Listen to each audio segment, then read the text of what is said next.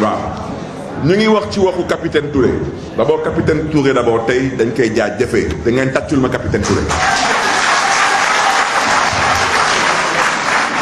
parce que capitaine Touré dañ ko doon décorer tey Sénégal ñoom ba ñuy complot seen complot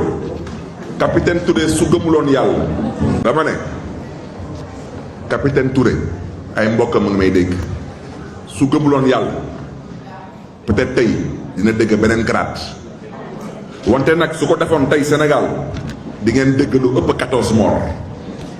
capitaine Touré que Dieu vous garde et que Dieu vous bénisse man naa ko Guy Marius Sagna nag moom tey Sénégal ci gàttal amatul syndicat balaa may dee ay syndicalistes di dugg ci lu ngeen xam ne seen yoon newu ci wante nag yàkkamtewuñu fi kenn waaw syndicaliste ngay taxaw ne da ngay représenter les travailleurs de la ville de Dakar fii mairie de Dakar di ngeen gis nit buy liggéey am master 190 000 francs yu bokk ndey ak baay du ko yóbbu këram. Voici où les syndicalistes qui parlent pour le nom et le compte des travailleurs de la ville de Dakar doivent parler te bàyyi di dugg ci lu ngeen xam ne seen yoon newu ci waaw man bokkuma man dama ne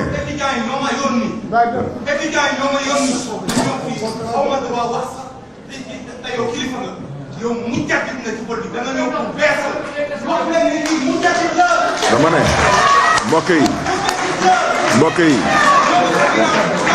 dama ne question bu ma posé parce que il faut qu'on se comprenne ngeen may ma rek yéen waa presse bi ab déglu rek s'il vous plaît sénégalais ñu ñuy déglu ab déglu rek dinaa leen jox exemple parce que waxuma waxu conseiller technique en charge des affaires sociales et de la réinsertion parce que poste boobu mais ci bureau municipal bi am na adjoint au maire de Dakar en charge de l'action sociale loolu bureau municipal la mais ci conseil municipal bi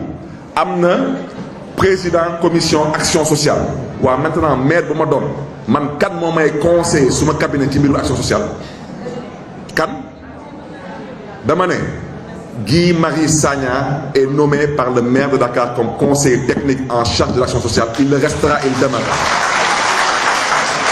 beneen bi ñu taxaw ne capitaine Touré fan la nekkoon du gendarmerie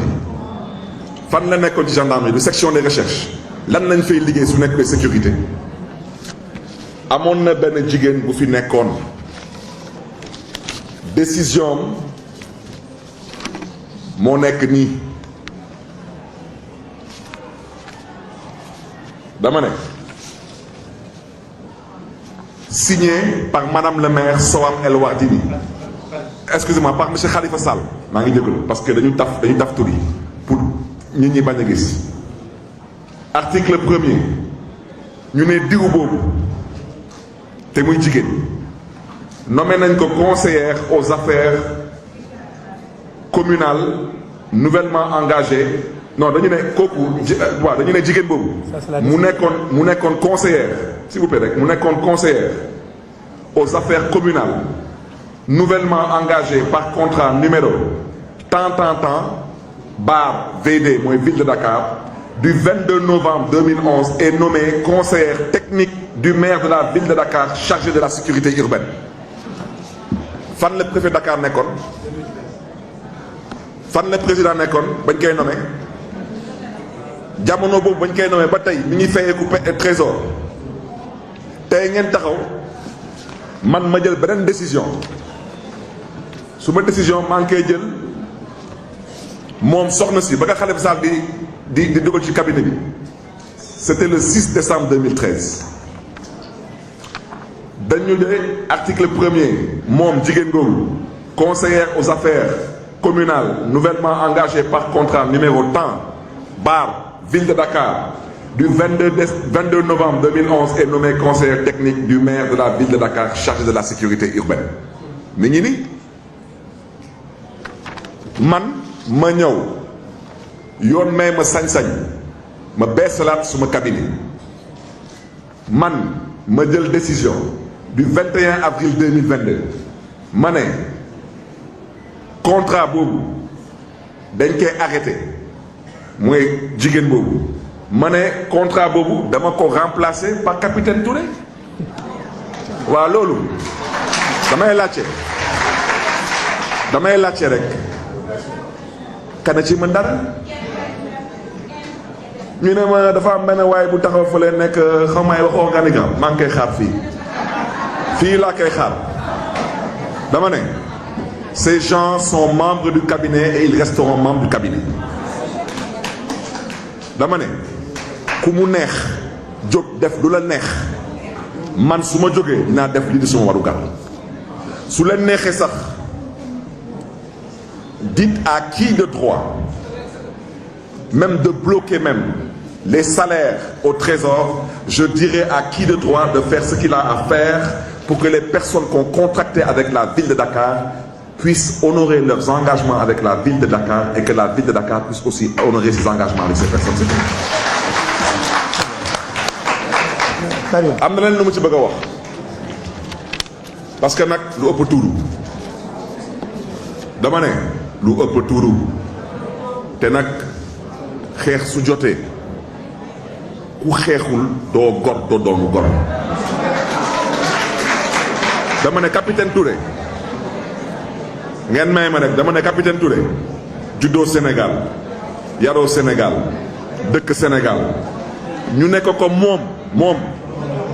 du liggéey Sénégal fii dëppul kees jaayul suuf dëppkatu kees yi xam nañ leen jaaykatu suuf yi xam nañ leen sàccul sàcckat yi xam nañ leen nga taxaw nekk moom du fi liggéey Sénégal ndax lan parce que da ngeen doon complot mu ne moom nangul dugal loxoom ci complot bi comme na ngeen mbir bi ñi la demee dama décidé moomeelu kenn dëkk bi 1960 la amee indépendance président Senghor nekk président dem président Abdou Diouf ñëw dem président Abdoulaye Wade dem tey nag président Macky Sall fi nekk on n'acceptera plus la violence, le harcèlement et la discrimination exercée sur Guy Marius Sagna et le capitaine Touré. Et les centrales syndicales sont interpellées. Le maire de Dakar que je suis, je refuse à partir d'aujourd'hui de cotiser dans n'importe quelle centrale syndicale qui ne respecte pas aujourd'hui un minimum de décence. Et je refuse de reconnaître un quelconque responsable syndical qui confond pomme de terre et Angleterre. S'il y a des syndicalistes qui pensent que la position qui est la leur est une position de jouissance, parce que ñun dëkk bi fi lañu juddoo fi lañu yaroo fi la xam nañ lépp man nag dama ne man bokkuma ci xeetu politiciens yi chantage ku ma woo ci jàmm ma fekk si la ci jàmm